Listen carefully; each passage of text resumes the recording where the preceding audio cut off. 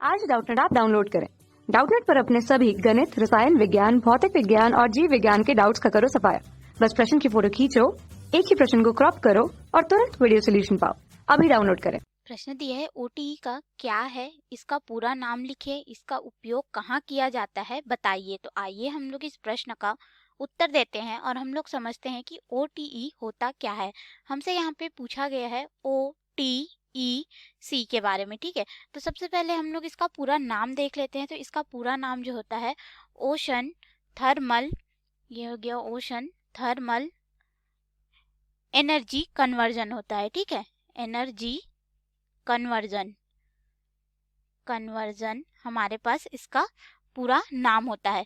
तो देखिए इसमें क्या होता है कि ओशन थर्मल एनर्जी कन्वर्जन, आप नाम से ही समझ रहे होंगे कि जो सागरीय तापीय ऊर्जा होती है उसका हम लोग रूपांतरण करते हैं। यह रूपांतरण करने के लिए संयंत्र है। तो अगर हम लोग हिंदी में इसको देखें तो इसका नाम क्या है, सागरीय तापीय ऊर्जा रूपांतरण, इस नाम से हम लोग इसको जानते हैं। तो यह क्या काम आता है, ऊर्जा का रूपांतरण में काम आता है। तो ऊर्जा के रूपांतरण में किस तरह से काम आता है, तो देखिए इसका हम लोग, ये जो संयंत्र है इसका उपयोग हम लोग जो महासागर या फिर जो सागरीय तापीय ऊर्जा होती है उसका हम लोग क्या करते हैं, विद्युत ऊर्जा में रूपांतरण करते हैं। विद्युत ऊर्जा में हम लोग इसका रूपांतरण करते हैं। कैसे, यहाँ पे देखो इस तरह से हमारे पास मान लेते हैं कि यह सागर है, ठीक है, यानी कि महासागर है, समुद्र। तो उसकी सतह पर लहरें इस तरह से आते जाते रहती हैं।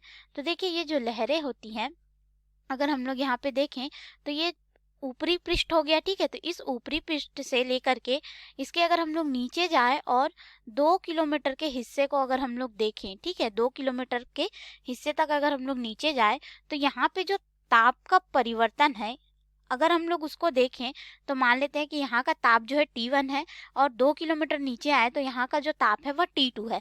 तो इन दोनों का जो अंतर होगा, अर्थात हमारे पास यहाँ पे T2 ऋण T1 का जो अंतर होगा वह 20 डिग्री से होना चाहिए। हम लोग बोल सकते हैं जो इन दोनों पृष्ठों का यहाँ पे अंतर है, यानी कि हमारे पास जल के ताप में यहाँ पे पृष्ठ के जल के ताप के साथ साथ इसके जो नीचे आते जाएंगे तो जो जल के ताप में यहाँ पे हमें परिवर्तन प्राप्त होगा वह 20 डिग्री सेल्सियस से कम नहीं होना चाहिए, इससे थोड़ा ज़्यादा होगा तो चलेगा। तो इस ताप पर हम लोग क्या करते हैं, टरबाइन को चलाने के लिए प्रयोग करते हैं, इससे जो हमें ताप प्राप्त होता है, ठीक है। इसीलिए इसका नाम क्या है, सागरीय तापीय ऊर्जा। तो इस ताप का हम लोग प्रयोग जो है टरबाइन को चलाने के लिए या फिर जनित्र जो हमारा होता है, ठीक है, जनरेटर, उसको हम लोग चलाने के लिए प्रयोग करते हैं और इसके माध्यम से हम लोग विद्युत ऊर्जा का जो है उत्पादन करते हैं।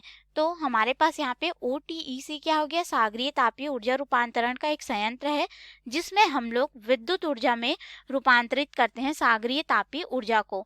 तो आप इसमें याद रखिएगा कि अंतर जो दूरी है वह 2 किलोमीटर होना चाहिए और ताप में जो अंतर है वह 20 डिग्री सेल्सियस से अधिक होना चाहिए, इससे कम नहीं होना चाहिए, तभी हम लोग इसका प्रयोग कर सकते हैं। धन्यवाद।